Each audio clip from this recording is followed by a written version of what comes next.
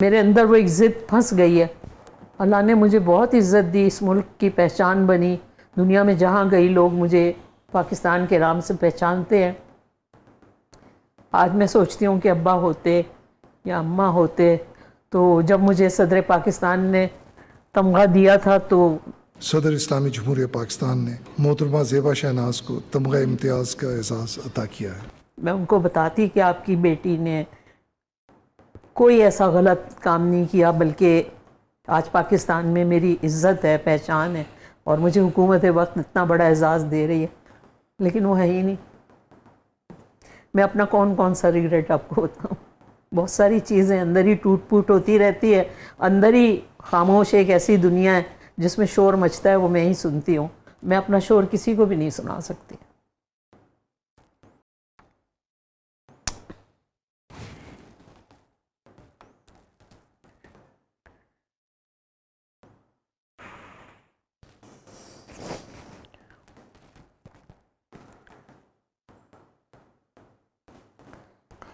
बहुत दिल चाहता है कि लोगों को कहूँ कि बेटियों की इज्जत भी करो और बेटियों पे भरोसा भी करो।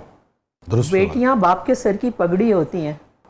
जो बेटी बाहर जाके अगर अपने घर की इज्जत खराब करेगी वो बेटी अलग होती है, और जो बेटी अपने घर की सूली लेके निकलती है वो बेटी अलग होती है। बेटियों को अपने घर से बहुत मोहब्बत होती है, बेटों को भी होती है, माँ को फ़ख्र होता है बेटों पे, लेकिन बेटी जो है वो घर से सच्चाई से प्यार करती है। बेटी जो होती है ना, वो तो बेटियों पे अगर भरोसा करेंगे ना तो बेटी और मजबूत होती जाती है, मेरा ख्याल है। कभी ये नहीं सोचें कि आपके घर बेटी है तो ये क्या इतनी बेटियां, नहीं, आपको पता नहीं अल्लाह की रहमत है आपके पास। रसूल पाक सल्लल्लाहु अलैहि वसल्लम ने वादा किया है कि जिसने 3 बेटियों की अच्छी तालीम की, पढ़ाया लिखाया, अच्छी तरबियत दी, तो उनके लिए एजाज़ात हैं जी, बेटी के लिए। तो जिस घर में भी बेटी है वो बेटी पे ट्रस्ट करें। बेटी को ऐसा कभी ना करें कि अगर अच्छा खाना बेटे खा रहे हैं तो बेटी ना खाए। मेरी अम्मी को हम जब कहते थे कि अम्मा वो मुर्गी पकी हुई है, टांग खानी है, तो अम्मा कहती थी नहीं नहीं उसको देनी है भाई को। तो मुझे मुर्गे की टांग से नफरत हो गई शाह साहब। अभी भी कोई मुझे टांग ला के दे मैं नहीं खाती, मैं कहती हूँ हटाओ उसको। तो अपनी बेटियों को जितना आप मजबूत बनाओगे ना, बेटी आपके घर की जो है ना वो रखवाली की सही अलंबरदार है। हालांकि सहारा आप ही बनी माशी तौर पे फैमिली का। आपने खुद शादी नहीं की? नहीं। तो अब जब बाकी फैमिली सेटल हो गई, सबके अपने अपने घर हो गए, बच्चे हो गए जी, तो खुद आपको कभी होता है इंसान एक कंपेनियनशिप की ज़रूरत होती है, एक साथी की ज़रूरत कभी होती हुई है, नहीं, जिस एक दुख सुख कहने के लिए किसी की ज़रूरत होती है। मेरी अपनी इतनी खूबसूरत दुनिया में जहाँ चाहती हूँ एक महफिल बना लेती हूँ। मैंने उस तरफ सोचा ही नहीं ना, मैं बता रही हूँ ना आपको। और जो मेरे लिए अल्लाह ने बंदा भेजा होगा वो किसी और सैयारे पे उसका घोड़ा ख़राब हो गया होगा। वो उधर ही रह गया।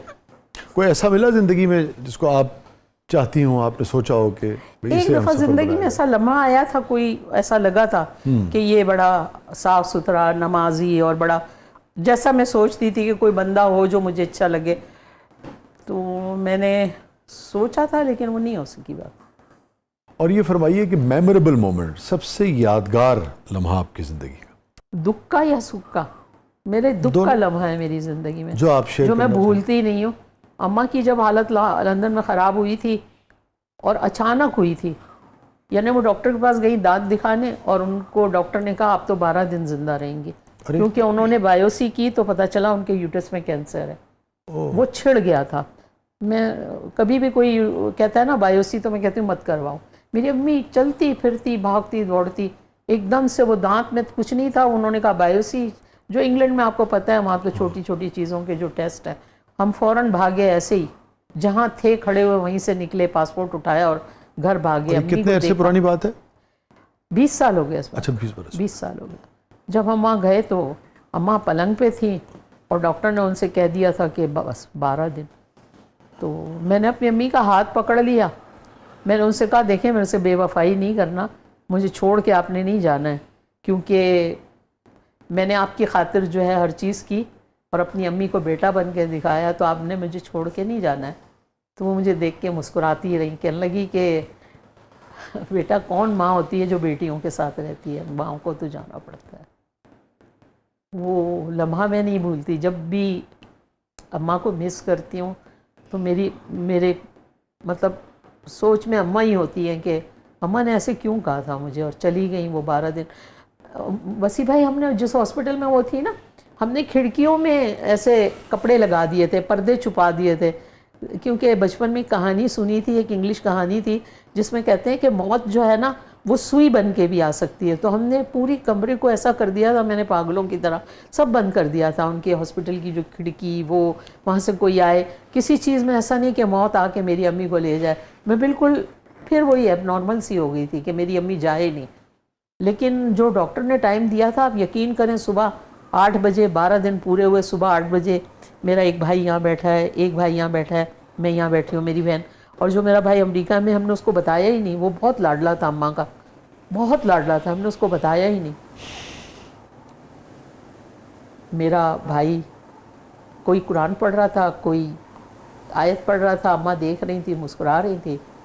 तो जो मेरा भाई, उसको कहने लगी कि तुम लोग कुरान पढ़ रहे हो, दुआ कर रहे हो, चूँकि कोई भी आता था अम्मा कहती थी सिर्फ कुरान पढ़ो।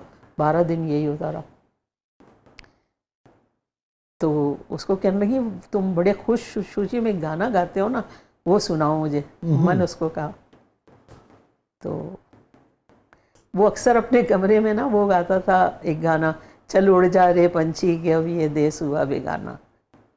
बहुत अच्छी आवाज़। वो सुना आखिर में उन्होंने? हाँ, उसने, अम्मी ने उससे कहा कि वो सुनाओ भाई, मैंने अल्लाह का नाम तो सुना है, बस अब वो भी सुना दो मुझे जो तुम ऊपर कमरे से सुनाते रहते थे। वो खामखा ही वो गाता था, उसको बहुत पसंद था। बस शाह साहब वो बोल रहा था, इतने में हमने देखा अम्मा चली गई। हमें कोई पैर पकड़े के बैठा था, कोई कुछ भी नहीं कर सके हम। तो वो कभी भी नहीं भूलती, मुझे हमेशा वो बातें याद आती हैं अम्मा की। माएँ जो है वो कहती हैं बेटियों के साथ तो नहीं रहती, चली जाती हैं। मेरा ख्याल ये है कि दुनिया में माँ और बाप से प्यारा रिश्ता कोई भी नहीं है, सबसे सुचल रिश्ता वही है। और ये फरमाइए कि जब आप काम कर रही थी और वालिदा हयात थी, कौन सा काम आपका देख के उनको, आपको याद हो कि माँ बहुत खुश हुई थी? अम्मा बहुत खुश होती थी। मैं जब हाथी मेरे साथी के लिए अम्मा को ले गई थी बेम्बिनो सिनेमा कराची, तो अम्मा बहुत खुश हुई थी। अम्मा ने मेरी मुमानी को, जो जिनसे बहुत प्यार था अम्मा को, मेरी छोटी मुमानी है, मेरे हैदर मामू, एक बात मामू था जो मेरे से बहुत प्यार भी करता था, और उसने कभी मेरे लिए ये नहीं गुस्सा किया था कि मैं फिल्म में गई या टीवी पे, बल्कि वो थिएटर में छुप छुपा के मेरे से मिलने आ जाते थे। जब मेरा थिएटर हो रहा था तो आके बैठ जाते थे, तो मुझे बहुत अच्छा लगता था। मुख्तलिफ सोच के मालिक। हाँ, मुख्तलिफ सोच। वो बिल्कुल मासूम और बड़ा प्यारे से ना, वो मेरे लिए गिफ्ट भी लेके आते थे और मुझसे मिलते थे, कहते थे किसी को बताना नहीं, आते थे, मिलते थे। तो उनकी बेगम को, उनको अम्मा लेकर आई थी फिल्म देखने, और अम्मा बहुत खुश थी।